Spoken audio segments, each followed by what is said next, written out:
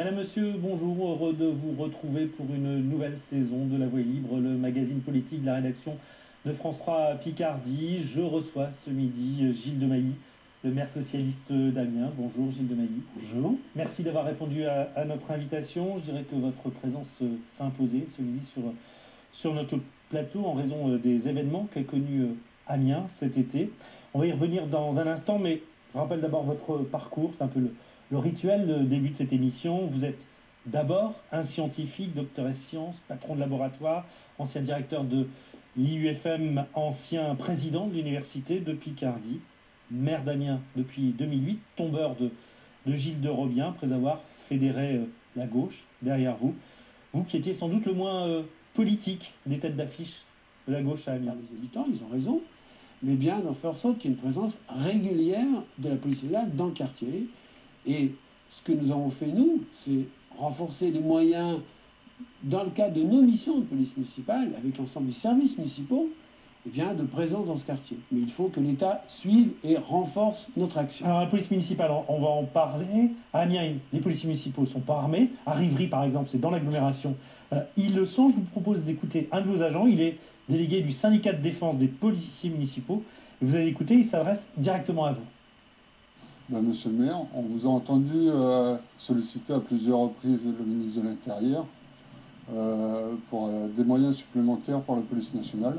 En l'occurrence, nous, policiers municipaux d'Amiens, on vous demande de nous doter de l'arme à feu, de nous fournir les gilets pare-balles afin d'effectuer nos missions en toute sécurité et de pouvoir intervenir en toutes circonstances. Des policiers armés à Amiens, ça peut être d'actualité. Mais je crois d'abord, c'est un policier d'Amiens, je précise, et pas les policiers d'Amiens. Deuxième chose, il y a totale confusion dans les propos de ce policier municipal entre les missions de la police nationale et les missions de la police municipale.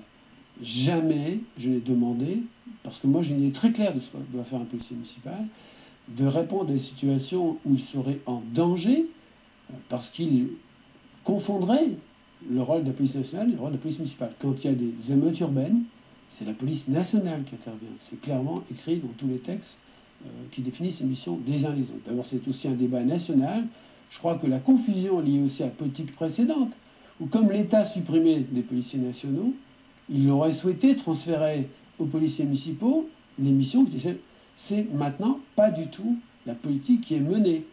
L'État assume des missions bien particulières, et ça peut justifier, de mon point de vue bien sûr, qu'elle soit armée. La police municipale a d'autres missions, et en accord avec les représentants des policiers municipaux d'Amiens, ils ne sont pas armés.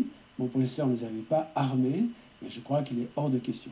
Au niveau national, il y a un débat sur les missions des uns des autres, on précise, mais en aucun cas. Par contre, oui, la protection d'un gilet pare-balles, c'est le cas, ils en sont équipés. Ils peuvent avoir des moyens de défense, mais qui ne sont pas des armes. Il n'est pas question de demander d'être des cow-boys. On va parler